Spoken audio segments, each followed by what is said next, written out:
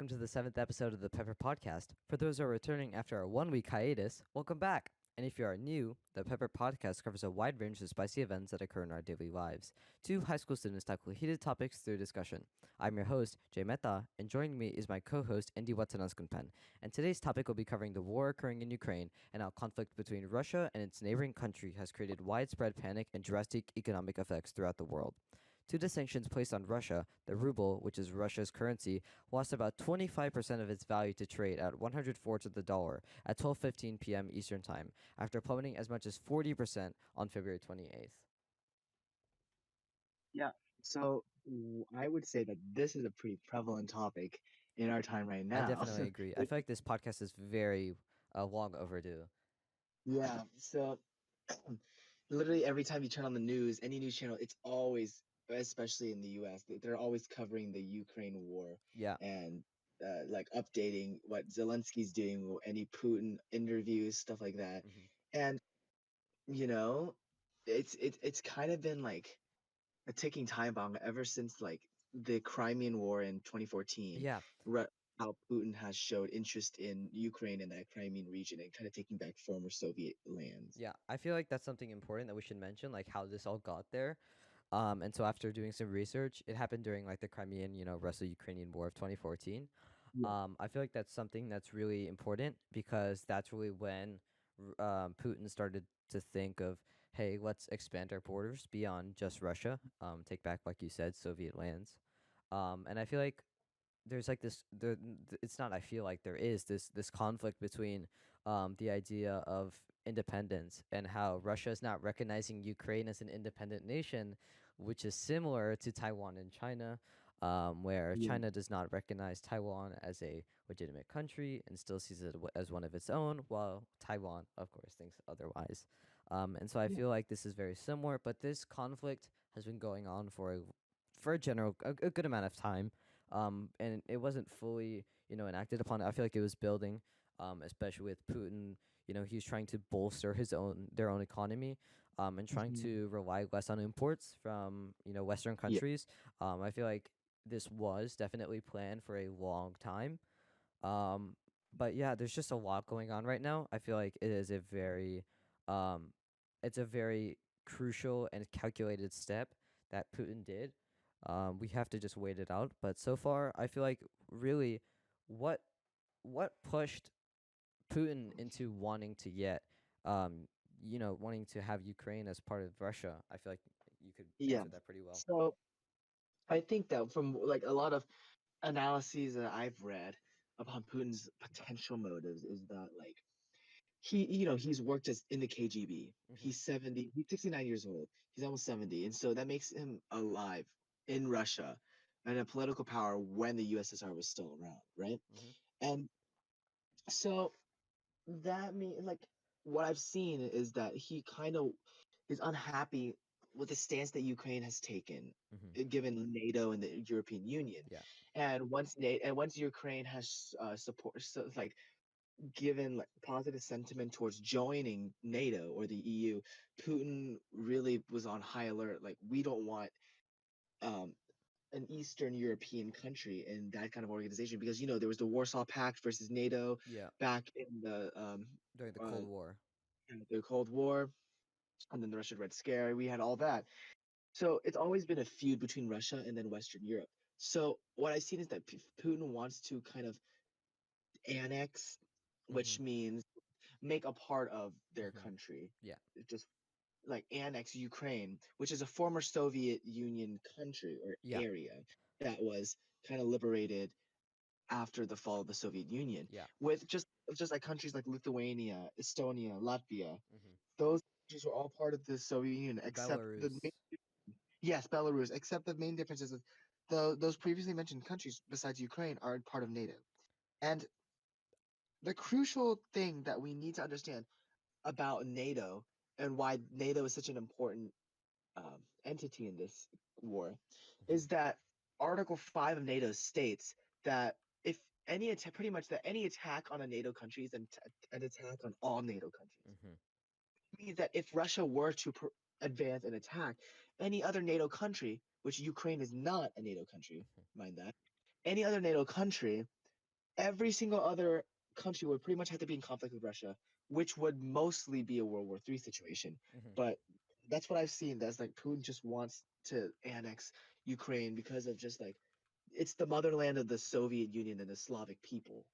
Yeah, I feel like there's something very important that we're leaving out is that number one, I guess after the fall of Soviet Union, everybody had their own independent countries, but something very important that Putin wants to annex Ukraine for is its their resources. Ukraine Yeah, is extremely rich in its mineral resources. It has abundant reserves of coal, iron ore, natural gas, salt, yeah. oil, graphite. A lot of essential elements that we need, and not to mention that it has it's very close. It's right next to the water, so it's able to get control of the Black The Sea, and warm then water power. Yeah. yeah, and then able to get eventually into the through ports and things like that. So not Hmm. only would it be able to increase its naval power, but they would also be able to be they would have more resources. And so I guess thinking of Ukraine and trying to annex Ukraine as one of its own is just another way of getting more resources. Um, Yeah. and I feel like that's a very big driving motive of Putin so far, because this has been so long. And if I guess I would question why it would be so important, if it wasn't as long as it is now. Um, Mm. but I was something very important. I feel like that's keeping this conflict going on ever since 2014. Well, even before that. But ever Yeah. since I guess the Russo-Crimean War, the Crimean War, I feel like it's very imperative that they're going for resources. Yes, yeah, and I did neglect to mention that, but that is definitely one of the biggest main motives of Putin is that Ukraine does provide those resources and those opportunities. It's also kind of closer to Western Europe, so like I understand why Western European countries and NATO is kind of scared, Hmm. not just for the well-being of the Ukrainians, but also for like the future of NATO and Russia as a power because they're getting closer and holding more power, especially in like the Donbas region with like Luhansk. Uh huh. And because like okay, I think it's also important to mention that area, the Donbas region, Hmm. is heavily ethnically Russian. Yeah. Like, and it was designed that way Hmm. because during the Soviet Union days, they would literally move Russians there to live there to increase Russian like influence and Russification. Even you can go back to Catherine the Great, Russification in that way. And I think that it's also important to mention that most Russians and Ukrainians agree that the war is really bad and don't Yeah. support it. Yeah. Yet they're powerless to do so. And Exactly. we've seen some strange sentiment coming from the Donbass region, which not does not surprise me to be honest, because Hmm. they're ethnically Russian. And Russia at this current moment has already gone inside and annexed there and that part and told them that they don't have to follow Ukraine anymore. About the two, like recognize the recognition of the two regions. Is that what you're talking about? Yes. So like the And Donetsk like calling them like Republic yeah. and the Yeah. Luhansk. Like calling them independent. Yeah. Not only was that an important motive of like giving morale to the people in that area, but it's really an excuse for him to move his well, this was like on the 21st, so this is a while back. But this was an excuse for him to move his troops into the territory of Ukraine, without it Yeah. imposing on any, you know, I guess issues with NATO, because if he recognizes um, independent areas that are pro Putin, he's able to go through that area with no issue whatsoever. And I think what's so interesting, with all these sanctions and things like that, Switzerland. I feel like this is something incredible. Switzerland, who is notoriously always neutral, has agreed to impose sanctions on Yeah. Russia. That is something that's Yeah. incredible in my opinion, because World War I, neutral. World War II, neutral. You know what I mean? They've been neutral for a very long time, and the fact that they aren't neutral right now is something that's, I guess it's a big indicator that Yeah. there's something more to this that's going on. Yeah. But sanctions have been something that has collapsed the ruble. Um, and what's even more interesting is that Russia is somewhat unfazed by it because Russia has been bolstering its economy for so long and has allied itself with Yeah. the correct, like with the right people, that Yeah. they're able to. The government can keep running, despite these NATO sanctions, which is so interesting. Um, but I mean, these sanctions have entirely um, destroyed the wealth of Russian nobles. I mean, completely destroyed. Like the Russian wealth, I remember seeing it. I guess it dropped 36% in like 2 days. It was insane. Mhm. So, Yeah. and just recently, the United States will join allies in closing airspace to Russian planes amid conflict in Ukraine. And so this is Yeah. escalating. Um, we don't know where really things will go yet, but definitely there is war. After Putin, Yeah. he I guess announced a how did he describe it? Special military campaign or something like that. Yeah. In Yeah. Ukraine, but they've been fighting ever since. So Yeah. And yeah, I think it's really mind-opening to see this level of conflict happen, yeah. like in our lifetimes. And it's like it's like the most major European invasion of another country since like World War II. Hmm. And I can't say like did not see it coming because like I think a year ago, I was watching some video on the Crimean War, and then one of the comments that I saw was like, "In I guarantee you, in the future, as in like in a few years or something, Russia will invade Ukraine, Yeah. and they will try and take it." And I was like, "That's actually really interesting," because I never thought of it like that, and I kind of want to live to see the day. Like, I don't obviously don't want to like live to see the death, but it'd be cool to live through a historical moment like that, in which history plays out all over again. And look at us, a year later, the exact Yeah. thing is happening. I feel like I'm the opposite of you. I do not want to see this happen. I want everything but this to happen. Because I don't want another world war. The way things are going, I'm not very optimistic that things will go out as planned because, um, through sanctions, it's pretty much the government's able to keep running because of its bolstering, and how it's pretty much put on extra layers so that if it is cut, um, if their supporters cut from them, they're still able to sustain themselves. So Yeah, being able to sustain themselves while invading another country is nothing good. Is not very good at all. And so these sanctions are doing less and less now. So either I guess we have two options, right? Um, Nobles overturn, and they revolt against Putin, which is highly mhm, unlikely due to the suppression of, yeah, I guess just thinking in general, in Russia, or world war. And so yeah, something that's very scary that could be a possibility of this that I don't want to talk about, but I feel like is on the table is nuclear war. yeah, Um, yeah, number Currently, I believe Russia has the most nuclear weapons. And first of all, I don't see it in any right mind for Russia to nuke. First of all, launch a nuclear attack on Ukraine because it still sees Ukraine as its own country, and on top of that, a main, I guess, purpose of Russia invading Ukraine is its resources, and so destroying the resources that you've wanted to create, or that you've wanted to have, would just be pretty much pointless. And mhm, so at least no nuclear war in Ukraine for now. However, abroad, I don't know right now. Um, I feel like as long as Western countries do not get fully involved, I feel like there would be not as much of an impact on war for them currently. But if we do get more involved, we as in Western countries, if European powers and America and things like that, if we get involved, I feel like there would be a lot more heavier consequences, that I really do not want to see.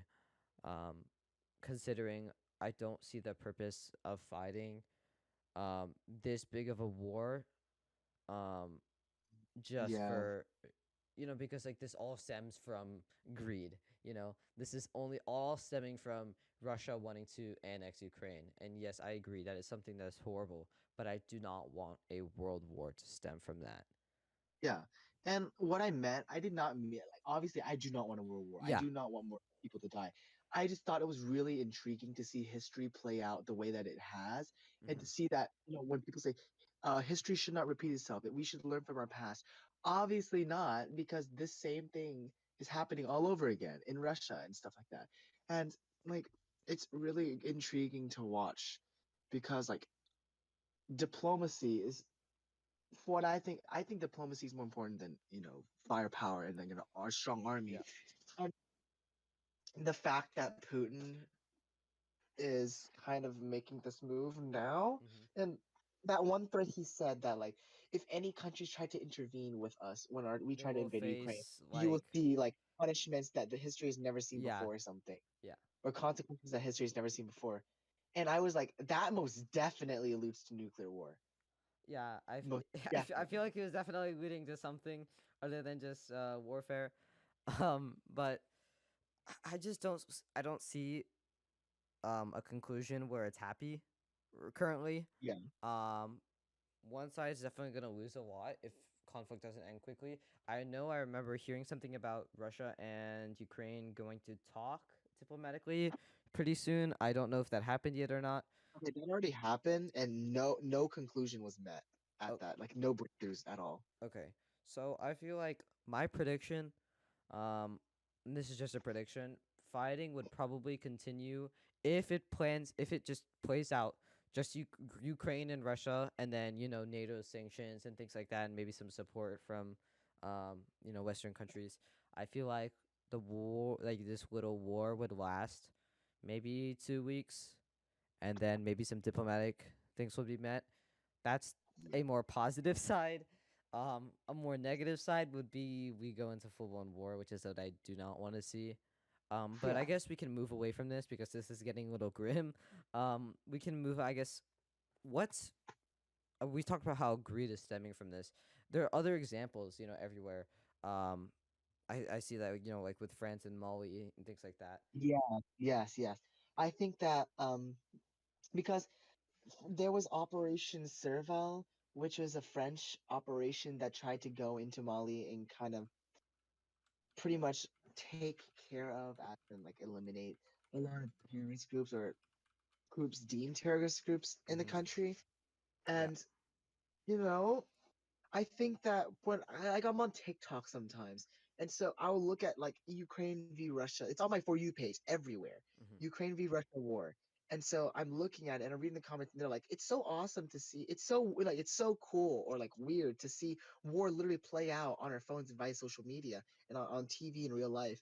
And then I got that got me thinking to like you literally have grown up seeing that with the US in the Middle East, and then Mm-hmm. there's Nigeria, Syria, Afghanistan, Iraq, Iran, like Kuwait. Yemen.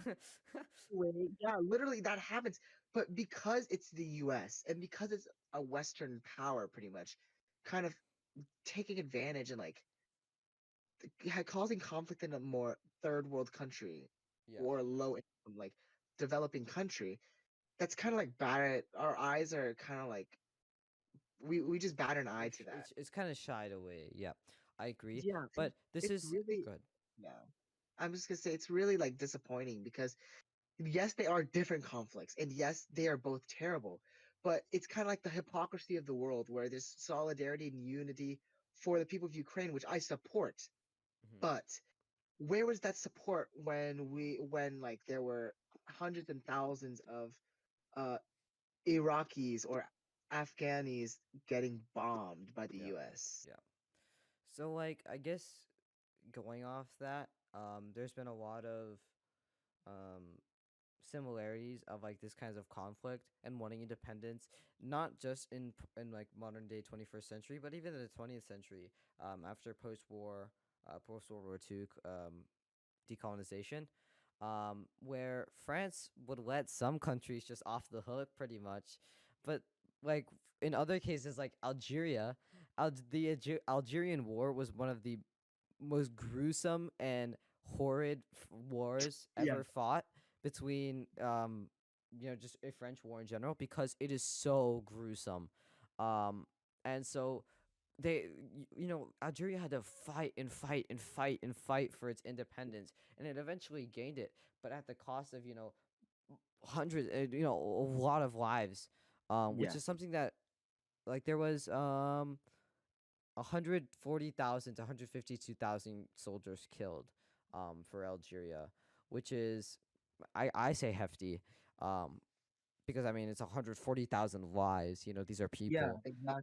and I feel like for the people that are saying that it's cool to see war kind of unfold in your eyes, I mean, I feel like the narrative would switch up quickly if that happened to you. And I feel like something that's important that we need to keep is respect during this time, um, and just maintaining, I guess, a sense of, how do I put this? So, like, we should be grateful that we are in Mhm. a country where we do not fully have um, conflict going on that's as great as what's happening in Ukraine and the Middle East and things like that. I feel like I'm very grateful for that. Um, but I feel like during this time, especially during the Ukraine Russia conflict that's going on, Yeah, there's people that, like, there's children dying and things like that. We need to maintain decency, um, but hope for the best, because war is always bad for both sides. yeah, exactly. And there's even like Russians and Ukrainians don't want to do this. Like, Yeah, there's been anecdotes of both sides not wanting to yeah. do it. Literally, there are protests in St. Petersburg and Hmm. Moscow, and like thousands of arrests Yeah, of Russian, their like own people because they're protesting the war. yeah, and that happened. That, I guess, it's an issue more with um, diplomacy in the cabinet than it is the people. Yeah, And so, with time, I guess we should be able to diplomatically handle things. But I guess for now, yeah, let's pray.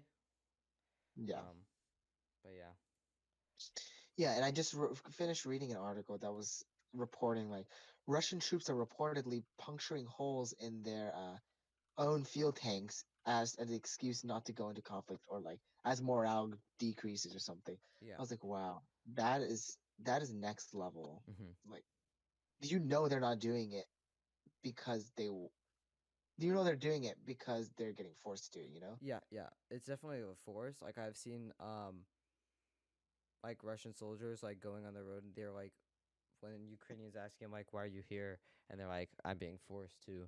I don't want to Yeah. do this either, and things like that. And so these anecdotes of, like, pure sorrow of not wanting to do it but being forced to, it merely just reflects how um insolent, I guess, the cabinet is, of the Russian Yeah. Confederacy. I feel like just right now, especially, there's a lot of Ukrainians fighting, and Russians fighting, but how how is this solved? You know, because if you just cut, if you just cut the conflict right now and say Ukraine's independent, Russia's independent, not only does that anger Russia, right? Hmm. Ukraine would probably be very upset at Russia, and the world would probably be upset at Russia. And Yeah. so, the roles might be reversed, because currently Ukraine's doing a pretty decent job of um, holding Yeah. off against Ukraine, or Ukraine's doing a very good job of holding off against Russia. But Yes. Yeah. what if the roles were reversed? That's what's Yeah. scary. You know what I mean? Yeah. And you know, I have much respect for Volodymyr Zelensky, Hmm. his willingness to fight for his country and stand for his people. And I know for a fact that not many leaders would do that for their country, especially against a major world power like Russia. Yeah, he's fighting alongside them. Literally on the front lines right now. Yeah, yeah. Like, that is insane. He is right now Russia's number one target. And I saw something that like was like uh, for Kiev, they set in 200 or like 400 mercenaries to kill Zelensky, pretty much. Mhm. And like, it's weird to me. He was comedian, Yeah, he was a and then he got comedian. voted to into like the presidency. Like, that's that's awesome. Like, that's Yeah. I never expected that because you always expect some background in like politics or something, or the military. But yeah, I very much respected Volodymyr Zelensky's decision to stay, or his entire family's decision, pretty much to stay and fight Mm-hmm. for their country, Yeah, because it's like if their leader leaves, morale instantly drops. I exactly. know for that it would if I was a Ukrainian. I agree. Um, I guess, and then going off that, like, and then we're going. I guess we're gonna go back to where like sanctions have hit. Western countries are imposing sanctions to kind of, not only are they just a little bit like distancing themselves from the conflict, so no physical conflict, but they're able to contribute. Um, and so with these sanctions, it will undoubtedly affect Russia, but the country came into 2022 with a budget surplus of almost $7 billion. So, I mean, if we how I guess how long would these sanctions be in place for them to truly hurt their losses? Because they're also imposing sanctions against us, right? And Yeah. I know that the Russia has a gas pipe that connects Russia and Western Yes. Yeah. Europe, and supplies 40% of the gas in Western Europe. And so if that's cut off, you know, that's Yeah. very devastating towards It Western Europe. really is.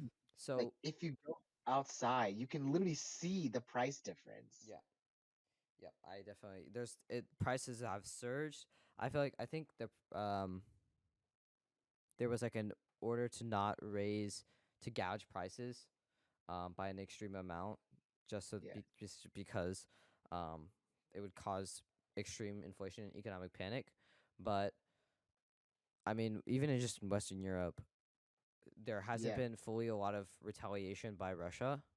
So what if there was?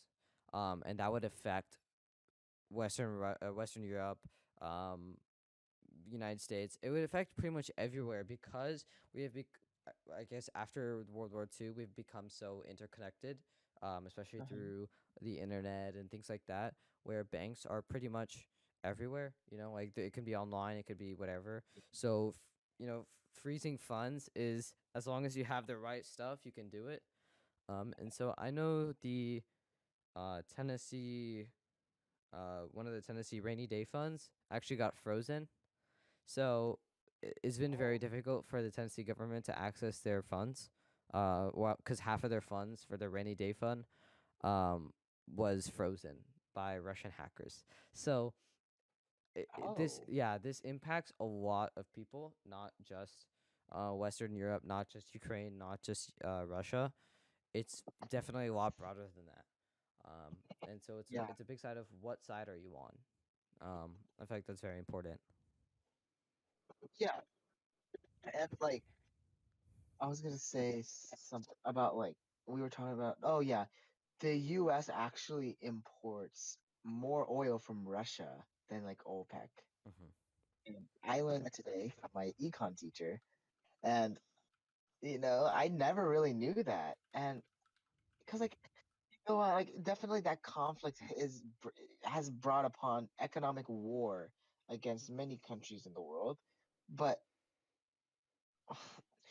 I also understand NATO's and the US's like stance on not getting involved at all, Hmm. because like they're out here weighing the consequences. Like, yes, we desperately would want to help Ukraine, but we know that if we do, That'd be more extreme may consequences. literally it's probably World War III, because NATO versus Russia, Yeah. like those countries versus Russia, Hmm. it's not going to end well. It's going to end with more death, more devastation, more destruction, everything.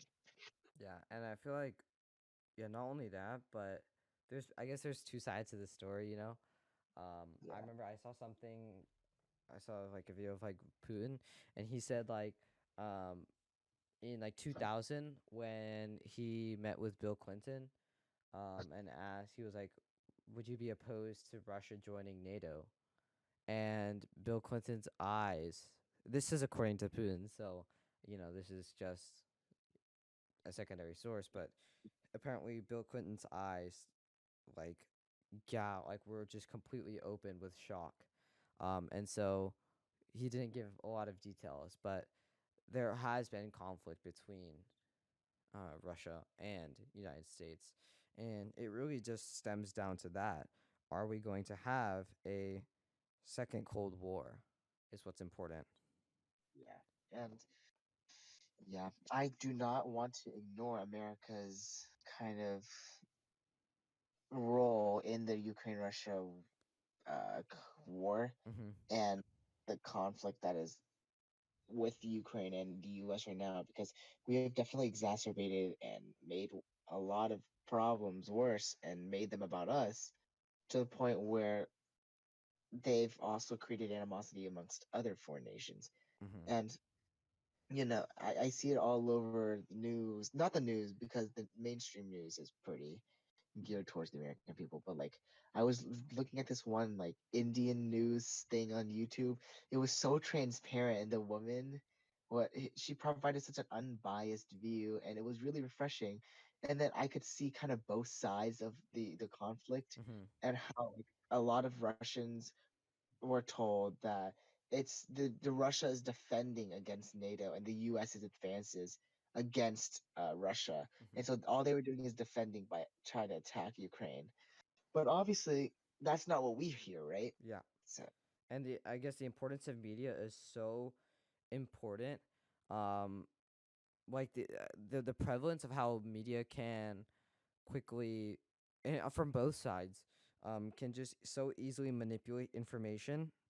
Um, it's yes, really it's really like scary to see, because for media to keep going, they have to get in views and money and things. And so creating these real titles aren't gonna, rake in money. It's creating these kind of white lie titles or fake titles that's gonna really yeah, generate a lot of, clicks and views and revenue. So trying to manipulate information by taking things out of context and, trying to make something that could be may have some idea, but if it's portrayed through, like taking only very specific, viewpoints and things like that, and then making an argument with that, changing the entire narrative of a story can be so easy. So yeah, I guess the importance of media has shifted the entire conflict. Like you don't see, the Russian side of things in I yeah, guess American media, but you don't see the American side of things in Russian media. And so providing an yeah. unbiased viewpoint is something that's very difficult.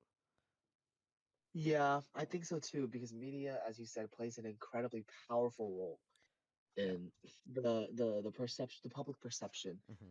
uh, and diplomacy in that regard. I also I sorry, I forgot to also mention, I also saw like again giving like a full side to the story.